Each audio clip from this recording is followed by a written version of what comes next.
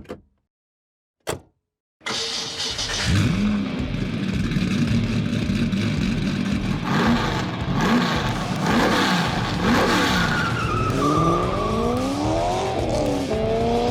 right, welcome back to the second episode of the Showroom. Gavin McGrath here, General Manager of Pat McGrath Chevy Land. Excited today to talk about the 2024 Chevy Traverse. A much needed upgrade, total changeover of this vehicle in the 2024 model year. It got a little bit tired. It was starting to get its tail whipped by competitors like the Kia Telluride, the Hyundai Palisade, the Honda CR-V, and Chevy stepped up to the plate and kind of took that Tahoe suburban look and put it into the Chevy Traverse. So I'm excited to talk about this vehicle because it is one of my favorites because of the versatility of it. I mean, I have friends that are guys that play golf, have a couple kids, they move to a Traverse. There's also soccer moms. There's also folks that are in their 70s and 80s and want ease in and out of the vehicle. It is a wide range of people that have been buying this vehicle. So super exciting to talk about. This, there's a couple great things about it. I'll say first and foremost, for the money, similar to the Trax that we talked about last week, it is a lot of vehicle. The starting MSRP is $37,600 on a front-wheel drive LS. There are 4 trim levels, the LS, the LT, and then you can step up now to the Z71. The first time they've ever had the Z71 on the Traverse. Gets a little 1-inch lift, a little stronger tire, a little more aggressive look to it. Cool for off-roading if you want to do that stuff. And then there's the RS, which is the high equipment level, most of the high-end options, things like that. A 4-cylinder engine on all the trim levels. All-wheel drive available, front-wheel drive available. 20 miles to the gallon on the city, 27 on the highway. It's just a well-rounded vehicle, 7-passenger or 8-passenger. You can get the bench in the second row. From a standard option standpoint, this is where it's probably class leading, right? So you look at this class as like a mid-size SUV, and then I would boil it down even further to a third row, right? Because a mid-size SUV, you can think about a Jeep Grand Cherokee or maybe a Subaru Outback, but those don't have third row options. The Grand Cherokee L is the third row option. Subaru Ascent is the third row. So I'm thinking more specifically in the third row option vehicle. This has the best safety options and overall options that are standard, okay? So let's talk first, safety. Lane departure warning, lane keep assist, and the rear cross traffic alert. These are safety functions that are standard, even on the LS at 37.6, which is great. So if you're trying to change lanes and you don't have your blinker on, it's going to tell you, hey, you have somebody in your blind spot, right? Super, super nice. In-car entertainment, it has a 17.7-inch touchscreen that is standard, all right, on the LS and up, obviously. Let's look at that because that, to me, as I took this home yesterday and I was taking my son to school this morning, that was the most eye-opening thing to me was just the overall sheer size of that touchscreen as my computer loads. All right, so let's look at this screen. I've got this LT Traverse that we have listed at $42,045. It's a front-wheel drive, white with cloth interior. Even this has a 17.7-inch screen. It's massive. All right, hopefully I can get a good picture pulled up. Here's a good one. This is super, super nice. You can see the size of that nav screen. This has Apple CarPlay, wireless, and Android Auto. I use the Apple CarPlay in all the vehicles that I drive in the Chevy products. Super easy to use. My Spotify comes up on the screen. It's just like it's on my phone. Awesome functionality. Power features, 4-way one-touch power windows and hands-free entry on all trim levels, which is really cool. And then I want to highlight some available options. So the Super Cruise technology is considered among today's most advanced in any manufacturer that GM has. It's available on this vehicle, that Super Cruise technology, where basically the thing drives itself. All right, you get a 3-year subscription of it paid for, and then after that, there's a monthly subscription. But it's a $3,700 option up front.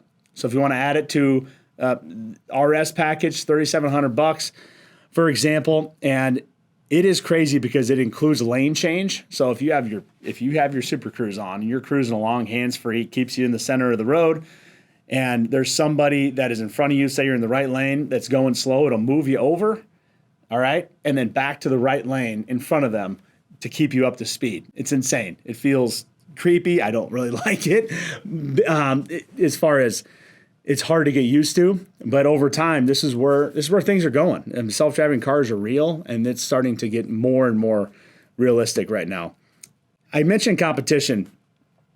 The Kia Telluride has dominated this market in the mid-size SUV with seven passengers or 3 rows available.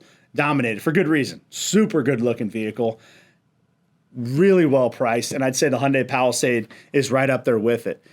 The other surprisers in this one to me are Volkswagen. The Volkswagen Atlas. I've had a number of friends that have bought the Atlas. Another vehicle to look at if you're considering a Traverse. Ford Explorer is an oldie but a goodie. Great vehicle. And the Mazda CX-90 Mazda. Another good crossover SUV. They had a good one last week comparing the Trax. So I would look at those vehicles. The Toyota Grand Highlander, a higher price, but certainly really nice vehicle in this midsize SUV with the third row option. Other notables, Traverse is ranked number 1 for new vehicle quality. This is 2024 among those mid-size SUVs by J.D. Power. So we don't see a lot of these things back in service. They've got great quality from the start, which is really cool. I would say that, as I mentioned earlier, the derived look from the Tahoe and Suburban has kind of pulled some of those buyers from that Tahoe Suburban. I mean, you think about, okay, what's a LT Traverse, 42,000, and LT Tahoe is 20 grand more than that, right? Or more. So it kind of has brought some of those buyers in to look at that Traverse. It is a class leading cubic inch space inside. So the largest interior space of any of those third row SUVs in its class is the largest. So it's pretty cool. I do want to take a look here at a lease option, right?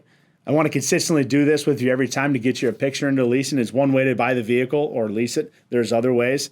So I pulled up a front-wheel drive LS Traverse with an MSRP of $38,995. There's a couple options added to that relative to the base, right?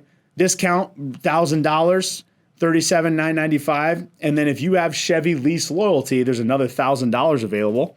The residual at 36 months, 10,000 miles per year is 62%, right? So again, they're saying that at 36 months down the road, if you have 36,000 miles or less on the vehicle, all right, you can buy the vehicle at that time for $24,176.30 to be exact, or you can turn it in, which is really cool. Money factor at 8.06%. That's with A-tier through GM Financial, and that would equate to a payment of $589. That's with about $1,500 down. Again, kind of just, hey, pay for your tax down license and your first payment. That's what that would be, $1,500 down at $589, right? Really cool, kind of approachable, easy way to own that vehicle. It's a really favorable lease compared to, $40,000, right? If you finance that for 72 months, be a bigger payment than that. So cool way to look at that. I want to do something new this week, which is to kind of take a look and rate the Traverse and all vehicles going forward on a few different categories, right? So if you break down how I would think about looking at a vehicle, I'm a shopper. I'm going to look at a new vehicle.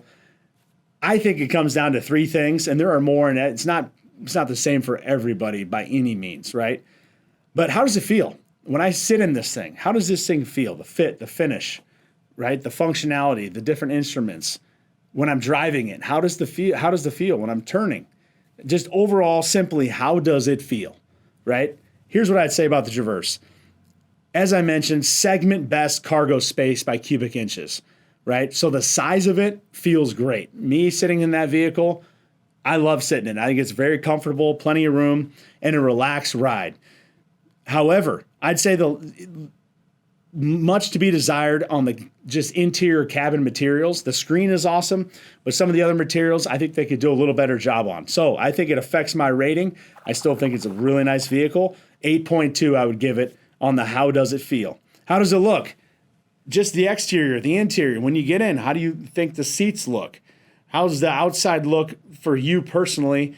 When you look at it, you want to look cool, right? You want to drive around and feel cool. You're spending a lot of money on a vehicle. I think it's much improved from its predecessor. much more kind of an aggressive, kind of square look.